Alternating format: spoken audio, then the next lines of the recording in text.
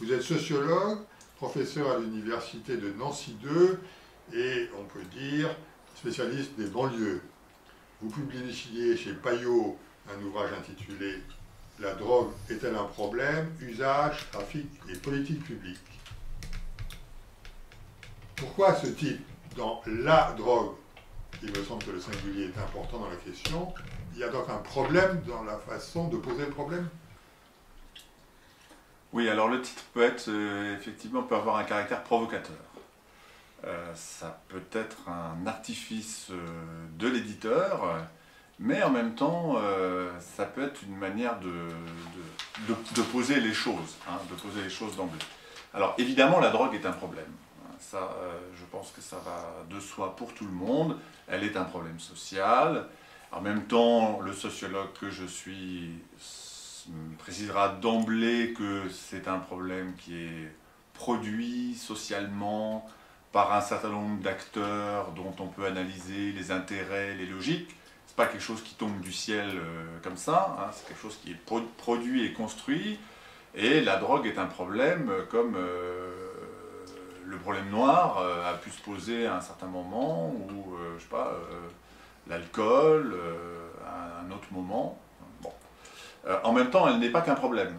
La drogue n'est pas qu'un problème. On pourrait dire, pour paraphraser une phrase célèbre, qu'elle est aussi une solution. Elle peut être une solution pour les consommateurs. Au fond, elle est un plaisir.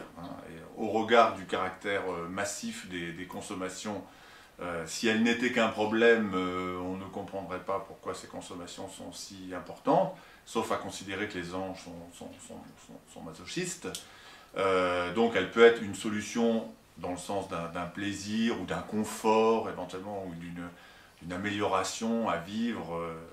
Et puis en même temps, pour les trafiquants, bien sûr, pour les revendeurs, elle est aussi une solution, puisqu'elle apporte des ressources matérielles et symboliques. Donc le titre aurait pu être « La drogue n'est-elle qu'un problème ?»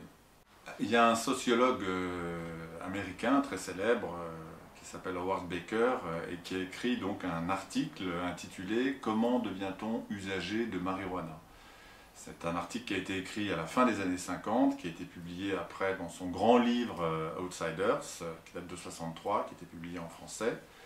Et moi je me suis inspiré un peu de cette approche en posant la question sur le trafic, comment devient-on dealer? Alors, il y a peut-être deux préalables à faire pour répondre à la question. Comment devient-on dealer? Le premier préalable, c'est que c'est autour de la notion de carrière. C'est qu'au fond, on peut considérer que la consommation de drogue, la consommation ou le trafic de drogue est un comportement, bon, avec éventuellement un risque d'une approche un peu médicalisée du problème,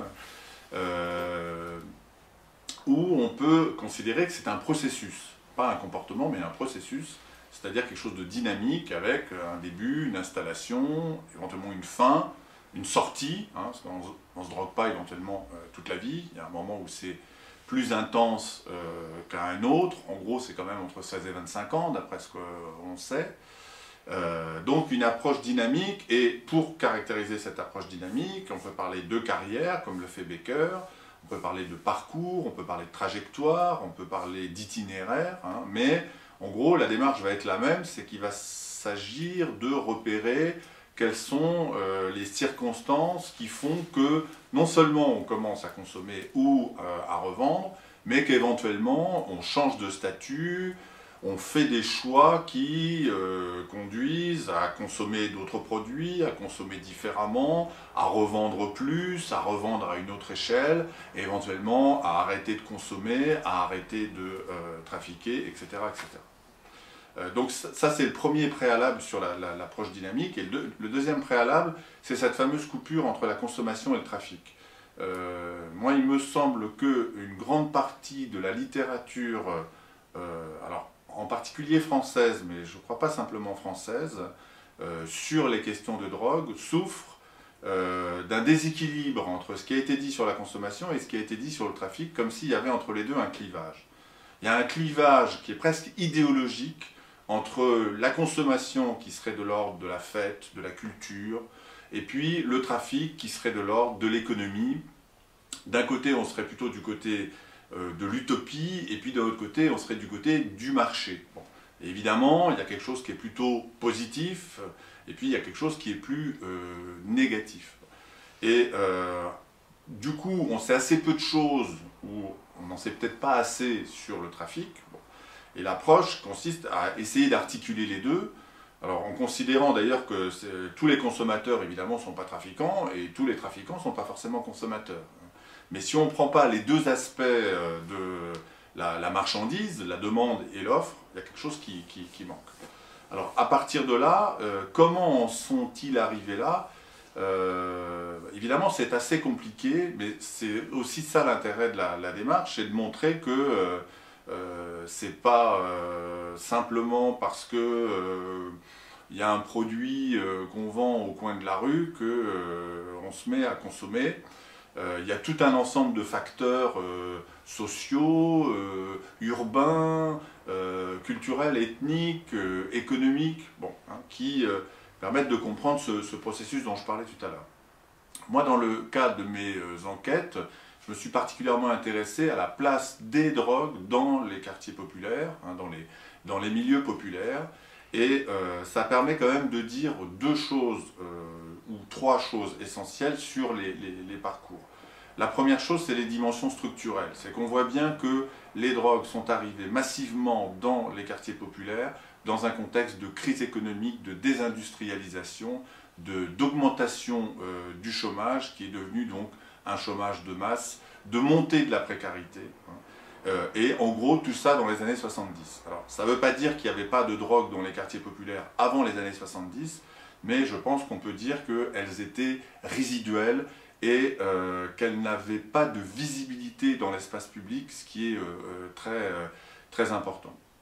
À partir des années 70, les choses changent et ce terreau économique et social va permettre de comprendre la dynamique des consommations, mais aussi la dynamique des trafics, parce que finalement, revendre, c'est financer sa consommation, mais c'est aussi survivre. C'est faire face à l'exclusion et c'est en même temps être quelqu'un, c'est-à-dire faire face au déshonneur, au mépris, à l'humiliation qui caractérise les pauvres, les habitants des quartiers populaires, sous-entendu aussi des gens d'une autre nationalité, d'une autre origine, d'une autre religion. Donc il y a cette dimension économique qui est fondamentale. Il y a une deuxième caractéristique qui joue, c'est la dimension urbaine.